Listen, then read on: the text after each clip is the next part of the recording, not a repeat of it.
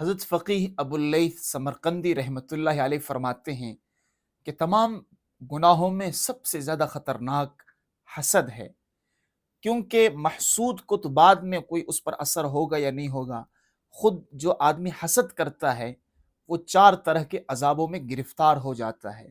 پہلے نمبر پر نہ ختم ہونے والا غم، جو آدمی حسد کی بیماری میں مبتلا ہوتا ہے ہمیشہ کڑتا رہتا ہے، ہمیشہ اندر سے جلتا رہتا ہے۔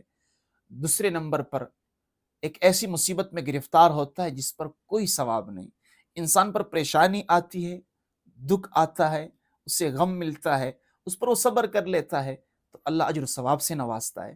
لیکن یہ ایک ایسا مصیبت ہے، ایک ایسا غم ہے، ایک ایسی کڑن ہے جس پر کوئی ثواب نہیں۔ اور تیسرے نمبر پر حاسد سے اللہ تعالیٰ ناراض ہو جاتے ہیں، اور چوتھے نمبر پر اللہ تعالیٰ حسد کرنے والے کے لیے توفیق کے دروازے بند کر دیتے ہیں۔ اس لیے اللہ کی دی ہوئی نعمتوں پر راضی رہیں اور فری کا ٹینشن، فری کا غم اپنے سر نہ لے۔